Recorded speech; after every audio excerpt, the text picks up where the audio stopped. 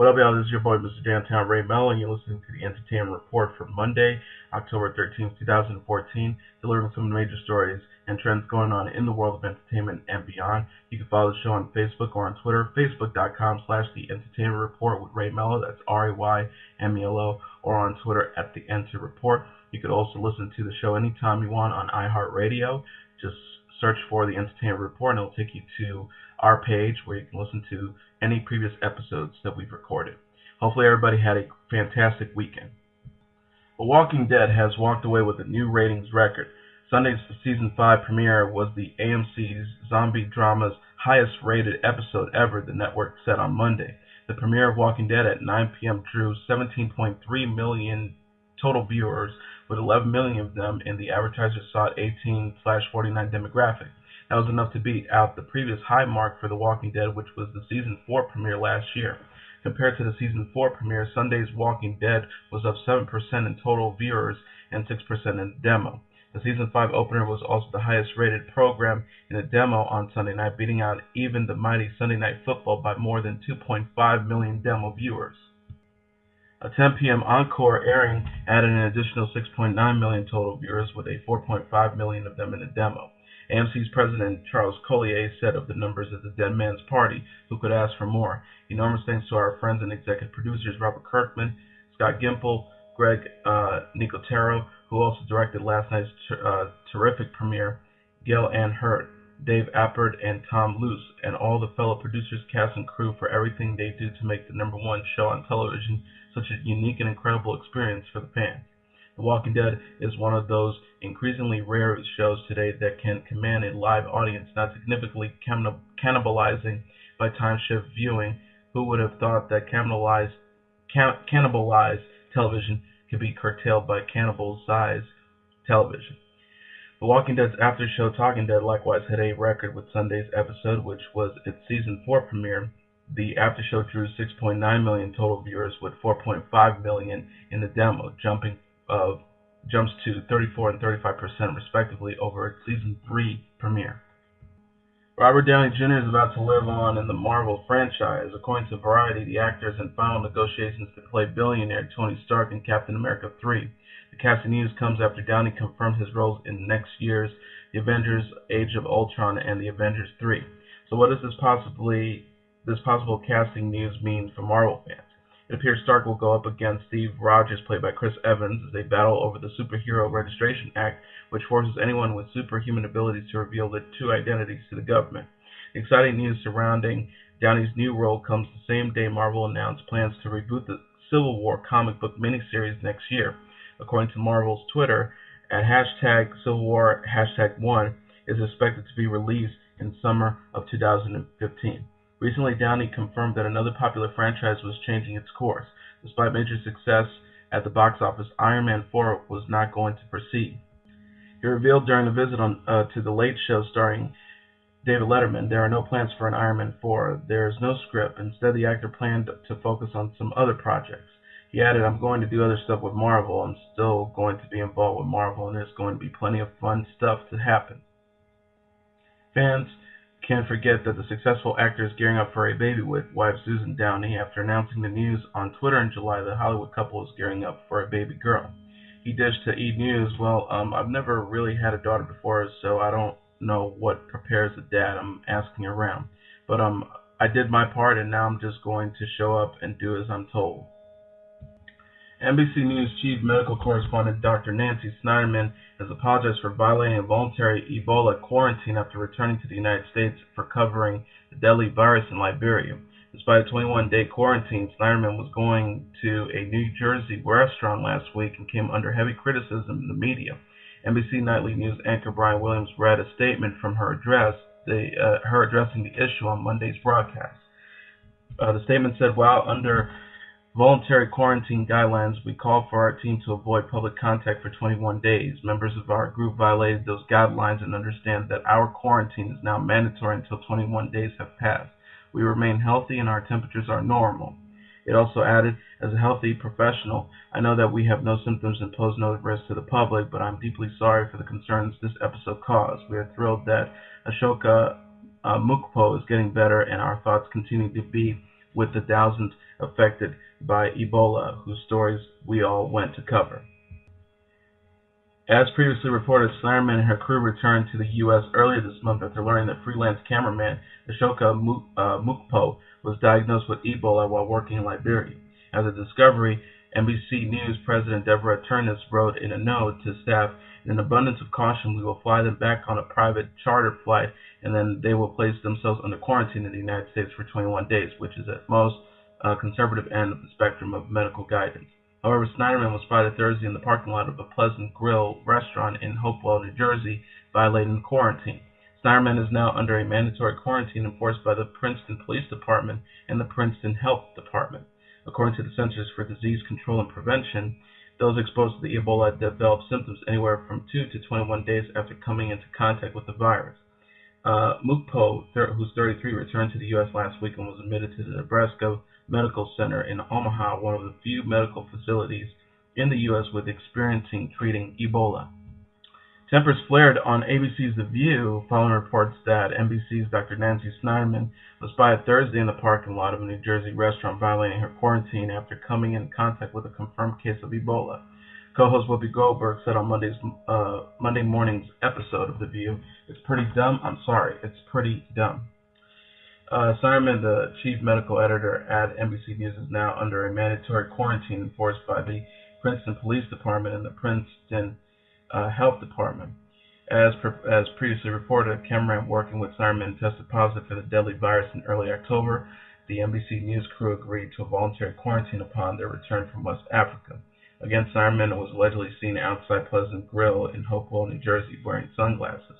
Due to Synderman's violation, the original voluntary quarantine is issued by New Jersey's officials, and the entire NBC News crew was changed Friday to a mandatory quarantine. Co-host Rosie Perez said, "I just thought that was so irresponsible. Whether she knows she's infected or not, you just don't do that. You don't put fear into the public when you're a public figure." Goldberg said, "You had no business. That's why they make a telephone. Maybe, Nancy, you don't know this. You can call and say, 'Hey, can you deliver?' They will deliver food for you." What the hell, Nancy? Medical experts have issued several warnings about what the Ebola virus is and why it's currently affecting thousands throughout the world. But R&B singer Chris Brown has his own theory on what's behind the spreading of the disease. The R&B singer tweeted on Monday, "I don't know, but I think that this Ebola epidemic is a form of population control. Shit is getting crazy, bro." Brown received immediate backlash for the tweet, with users criticizing the 25-year-old for suggesting the virus was intentionally being administered to people. Warren Hallstein, a comedian active on Twitter, wrote, "Chris Brown tweeted that Ebola is a form of population control. He should try it." In addition to several other jabs at the R&B star, Brown's tweet was favored nearly 10,000 times. Still, 3 minutes after posting his initial tweet, Brown responded saying, "Let me shut my black ass up." In June, Brown was released from prison, serving 108 days of a 131-day sentence after he physically attacked pop star Rihanna in 2009, his girlfriend at the time. The latest outbreak of Ebola has killed more than 4,000 people, mostly in West Africa. On October 8th, Thomas Eric Duncan became the first person to die from the virus in the U.S. A nurse who was treating him at a Dallas area hospital has since tested positive for the disease. In a related story, BET announced its nominees for the 2014 Soul Train Music Awards Monday, and Chris Brown leads the pack with 7 mentions. Hosted this year by Wendy Williams, the 2014 show will take place at the Orleans Arena in Las Vegas on November 7th. Falling just short of the entertainer were happy singer Pharrell Williams and flawless performer Beyonce, each of whom netted 6 nominations. In addition to being nominated for Best R&B Soul Male Artist, Brown's collaboration with Lil Wayne and Tyga's Loyal is up for 4 different accolades, including Best Collaboration, a category that sees him nominated twice. He told MTV, "I've dealt with situations, I've made mistakes too, but it's all about how you push forward and how you control yourself." Meanwhile, Beyonce is nominated in all the major categories, including Best R&B Soul Female Artist, Album of the Year for Beyonce, and Song of the Year for Drunken Love featuring her husband Jay-Z. The Soul Train Awards is directed by Tony McKeown and produced by BT Event Productions and Sunseeker Medias. Another rap feud has begun. Iggy Azalea is firing back at Snoop Dogg after the 42-year-old recording artist posted a mock Instagram photo of the Black Widow beauty, insulting the singer's appearance after she was photographed without makeup while strolling through LAX last week. The Drop It Like It's Hot rapper didn't hold back while poking fun at the 24-year-old hitmaker's fresh face, uploading a cruel meme of the Aussie musician with the bold captions, "Iggy Azalea, no makeup." The unkind image has since been deleted from Snoop's Instagram page, but not before Iggy took to Twitter to slam the rapper's disrespectful behavior in a series of heated tweets. She wrote down, "At Snoop Dogg, and every time I've ever spoken to you, you've always been nice as hell. I'm disappointed you'd be such an ass for no reason." And another tweet says, "At Snoop Dogg, together, my bodyguard stopped the fire truck that saved your friend's life in Canada when he almost burnt down the hotel."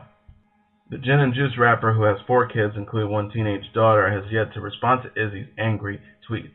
Currently, he has uploaded 26 pics to the photos sharing site today, not including the mock Iggy image, most recently sharing a shot of the Green Bay Packers football logo. Sky McCall Petrusiak's cause of death has been revealed. E-News confirmed that officials have ruled that the 21-year-old, who was best known for her role as Mel Gibson's youngest daughter in the 2000 film The Patriot, died of an accidental overdose. The primary cause of death was the combined toxic effects of hydrocodone and difluoroethane with carisoprodol.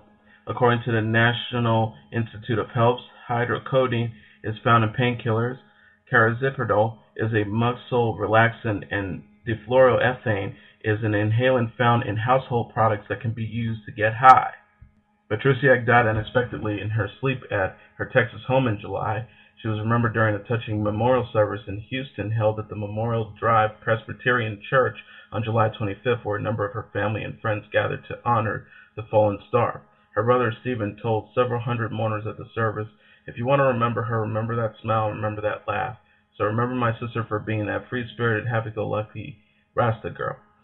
Stephen added, "If you want to know what makes Sky happy, go out and plant a tree. Make it a place you can go to where you want to reflect. Make it a place where you write or where you think, but make it your safe place because that's what Sky would want."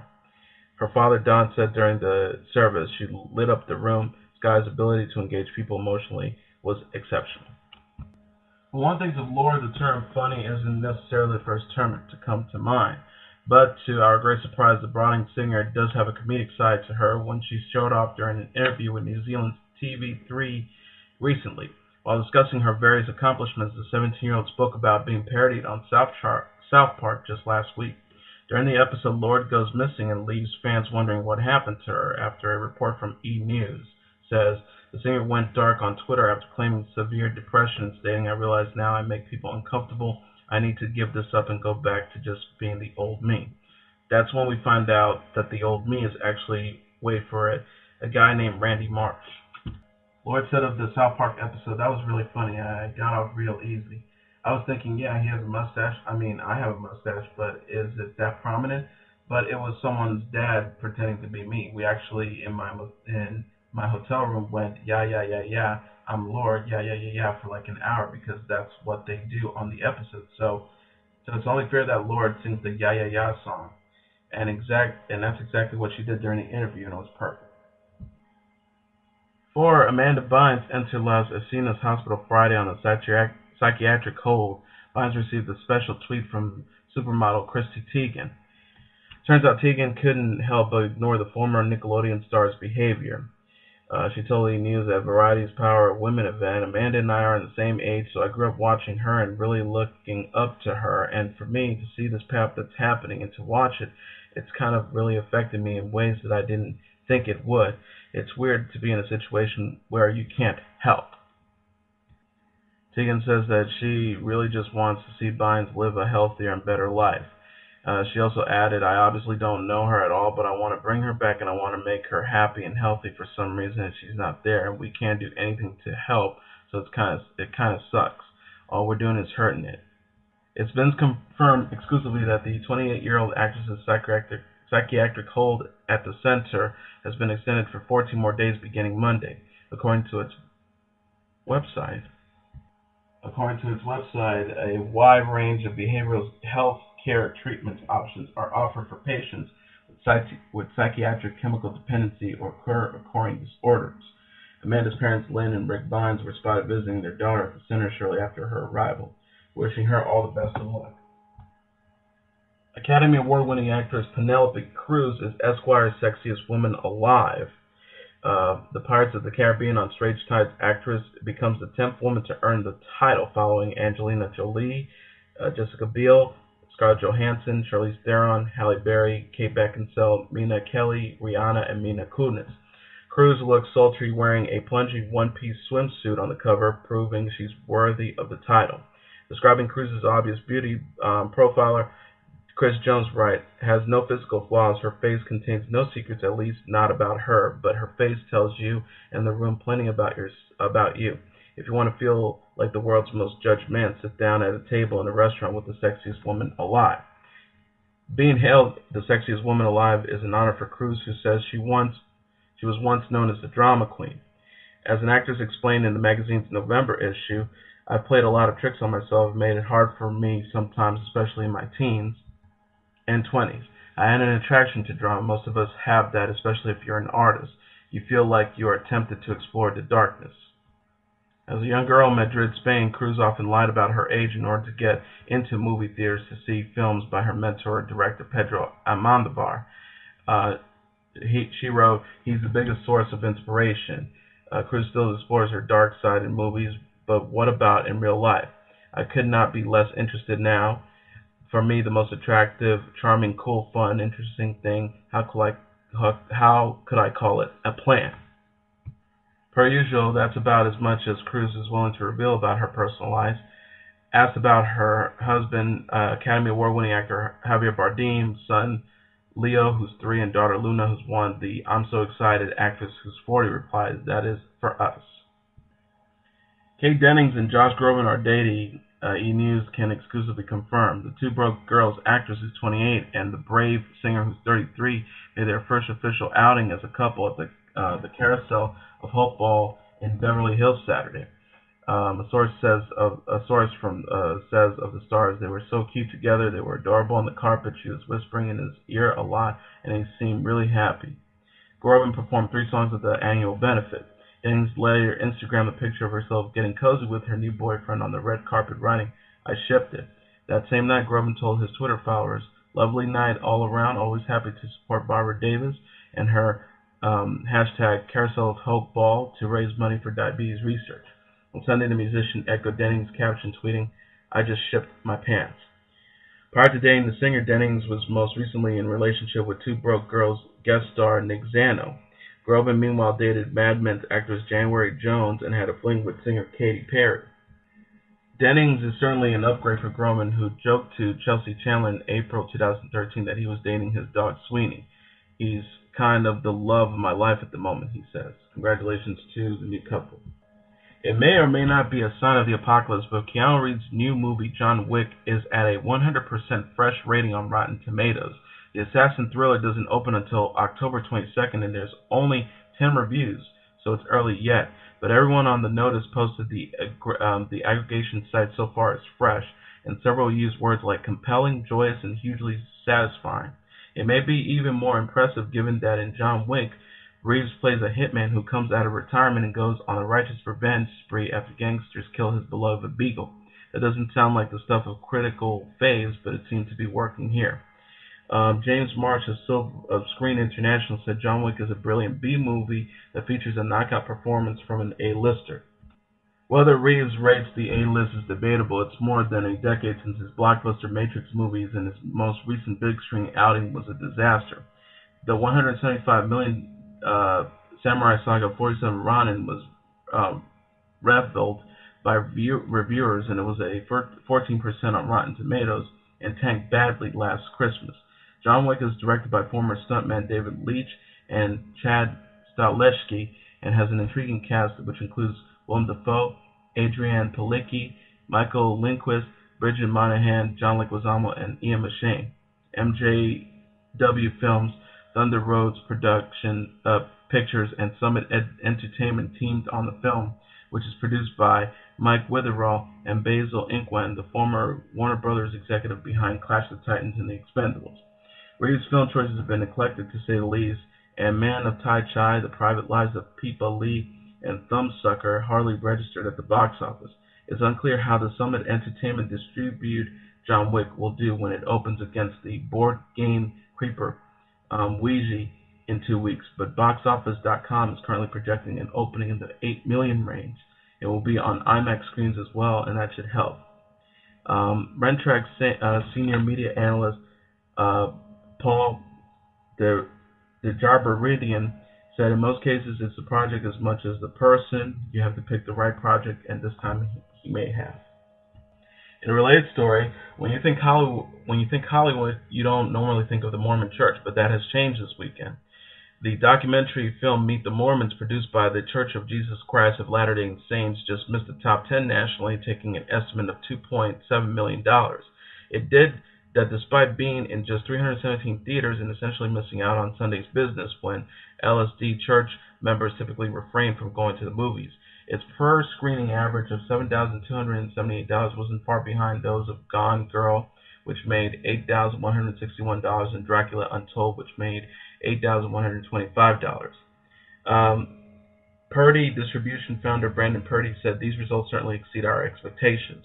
The film was originally designed for viewing in the Legacy Theater in the Joseph Smith Memorial Building in Salt Lake City, but demand driven by a grassroots campaign and a targeted social media message caused church leaders to rethink the plan. The movie's director Blair True told the Deserted News last week, "At first we started talking about a release in commercial theaters. Even I was shocked."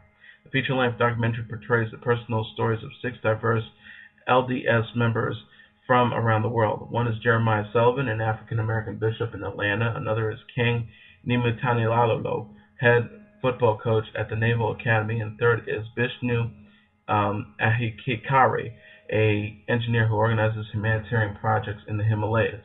Also profiled is Dawn Armstrong, a missionary mother in Utah who struggles as a homeless single parent.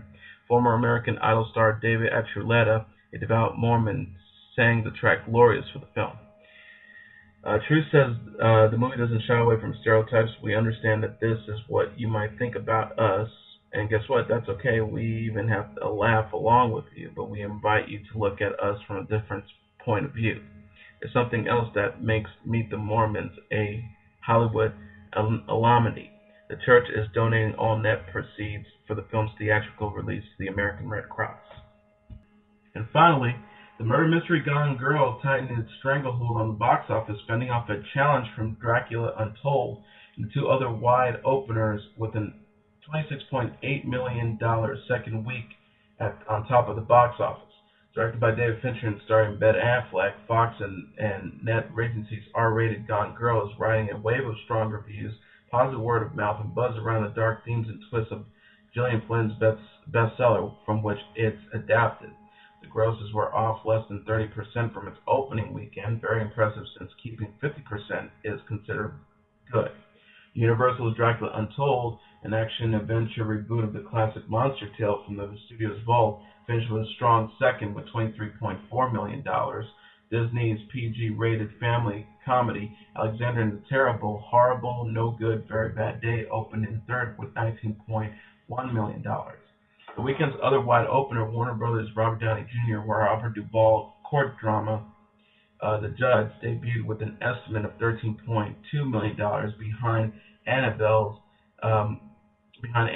New Line's Demon Doll horror tale was fourth with $15.6 million in its second week. The Equalizer, starring Denzel Washington, came in sixth, making a total of $9.7 million with a cumulative gross of $80 million so far. The movie Addicted came in seventh but did better than expected from Lionsgate's specially labeled Code Black, opening with $7.6 million from 846 locations for a strong $8.983 per screen average. Sharon Leal and Boris Cujo starred in Addicted, which is directed by music video specialist Billy Woodruff and adapted from a book by the same name. Kate Graham, William Levy, and Tasha Smith co-starred. Coming in eighth was The Maze Runner. In its fourth week of release, made $7.5 million this weekend with a cumulative gross of $84 million. Coming in ninth was the Focus animated movie The Box Trolls in its third week. It made $2.2 million with a cumulative gross of $3.5 million. And wrapping up the top 10 box office this week is Left Behind from Freestyle. In its second week, it made $2.9 million with a cumulative gross of $11 million. And that is your entertainment report for Monday, October 13th, 2014. I'm your host, Mr. Downtown Ray Mello. I'll be back tomorrow delivering some of the major stories and trends going on in the world of entertainment and beyond. You can follow the show on Facebook or on Twitter, facebook.com/The Entertainment Report with Ray Mello. That's RAYMELO. Or on Twitter at The Enter Report. You can listen to the show anytime you want on iHeartRadio. Just search for The Entertainment Report and it will take you to our page. You can listen to this episode and any previous episodes anytime you want. Have a great day, everybody. I will see you tomorrow. Bye.